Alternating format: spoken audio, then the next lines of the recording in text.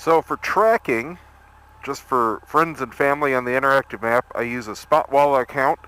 On the iPhone, the app is called SW Connect, and I've got it set up where all you have to do is launch the app. It automatically tracks where you are and it updates the map so they can go online and see real time where you are. You can, of course, make it public and turn on lots of other options, but this is just for peace of mind. And it sits here and it'll ping. You can set it whatever interval you want, and when it has internet connection via Wi-Fi or cell, it then just uploads the data. It's real simple, real tiny. It doesn't take up much battery at all, and it's a very nice thing to be running. You just have to remember to start and stop it when you start and stop major parts of your trip. That's the only thing I forget. Now, navigation, this is the first trip I'm doing 100% without TomTom. I have deleted my awesome TomTom, my original TomTom, not the one you can get now, app off my phone. It's gone. I wanted more space. It was almost 2 gigs. And, yeah, ripping off the Band-Aid. So, we're using Scenic. I'm going to try to use this as much as possible. Still have Google Maps on here if I do need it. This still doesn't have great point of interest finding. So, when I do need to find a close gas station, I will be dropping to Google Maps. But probably won't even need to do that. This is awesome for doing routes and trips, though. So I've got my first hotel entered in, and we'll see what it gives me here. I've got avoid toll roads, which I don't think I should be running into, maybe going around Atlanta. We have, this is the most efficient route, which is the shortest mileage. Don't necessarily want that, and that's listing at 10.5 hours. If we go to the fastest route, then we go just up to and around Atlanta. This is the way I'm going to go. This is the way I've gone before. These back roads here, that's a short little freeway. But these little back roads way up here by the hotel are really nice. So this is just over 7 hours. That will do very nicely. So I'm going to go ahead and start that trip and get on the road. Speaking of trip, let's go ahead and clear out one of my trip odometers. I'm going to go ahead and clear my average fuel mileage too, just so we can see what it does for the trip. So we're at 82 degrees and it's already really humid out. I'm going to spare you guys most of today's footage until I get way up by the hotel, because it is all boring. It's going to be traffic, and I am not getting another freaking speeding ticket on this trip, especially in Georgia. God, it was over $1,000 last time. This is going to be a ticket-free trip. Knock on wood. Yeah, watch. This clip will be used in a flashback at the end of the video. And we're off. So I'm right here at the Florida-Georgia line. Made it almost all the way without rain. Ran through a couple short sprinkles, not a big deal, but just in front of me here are the outer bands of the storm. I caught up to it, and I can see walls of water, so I'm stopping here, just fueled up, had about 50 miles left in the tank.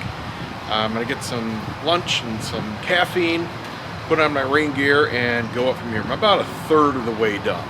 So far, very nice, uneventful ride. Set the cruise at 84. Actual speed on GPS was about 82.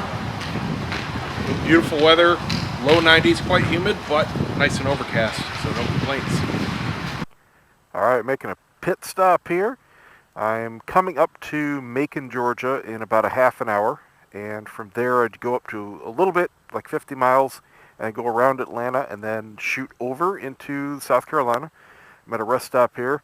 Rain gear is working great. I did run into a real torrential downpour about a half an hour ago, but I got to recheck the radar here because, man, it's getting hot again. It's pushing 90 degrees again in the rain.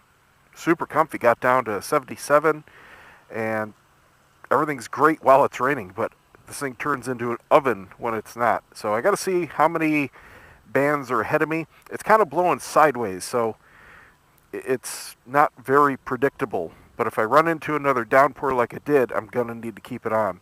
So I'll check that out. other than that, hitting the road. Oh, I do want to say, Georgia drivers, y'all suck. Apparently, it's a thing down here when it rains hard. You just do 30 miles an hour, throw in your hazards, and block the whole freeway. Oh, and park under bridges.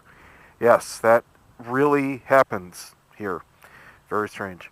All right, so good and bad news. Good news, looking at the radar here, it looks pretty clear. I'm about parallel with the eye of the hurricane, and the rear quadrants are clear.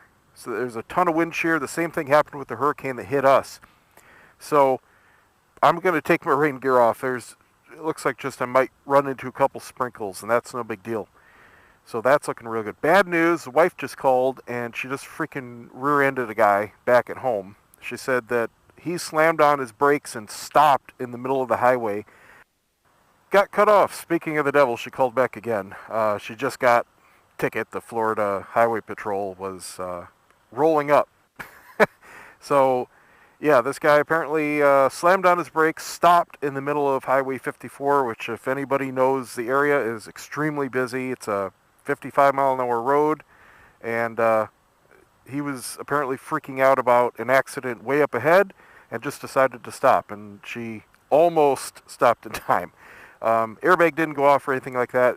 She said it's just cosmetic. Her front bumper got pushed in a little bit, just the bumper cover, by her vanity plate, and his rear plastic bumper cover was just dented in a little bit, and that's it. So close, but no cigar. Anyway, she got the ticket.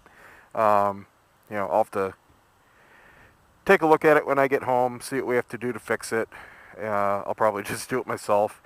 And luckily, she doesn't have any tickets or accidents, so she can do the Florida online driving thing and, won't even get any points. So not a huge deal. Anyway, I am sweating my ass off right now because I've been talking to her on the phone before I was just about to take the stuff off. Now I'm going to take it off and get back on the road. Having fun so far. And I made it. Oh, the best laid plans of men and mice. I made it within 10 miles, dry as a bone, happy as a clam. I am soaked. I mean, everything. I have water in my boots. They're like, squish, squish. I'm going to dump out water. The hotel has a hardwood floor, which kind of sucks, but everything is wet. Got everything dry in here as best I can. There was just a downpour, and I couldn't see it coming. It's pitch black outside. It just popped up, and I was soaked within 30 seconds. Of course, it was off the freeway, not moving fast enough to really get much protection on the bike. It wasn't even any point in trying to pull over to put my gear on. I was completely drenched. Still am. But I made it, and now I just got to dry everything off, and we'll start in the morning with the real fun stuff. I'm going to start with the Moonshiners and work my way up to the Dragon, go over to Chirahala, just have fun in this whole area all day tomorrow. And then I stop in Cherokee, and that will start the Blue Ridge the day after. So I'm going to get up crack of dawn tomorrow, get out on these beautiful roads, and try to beat all the traffic. Just do what I want to do. It's going to be great. See you guys tomorrow.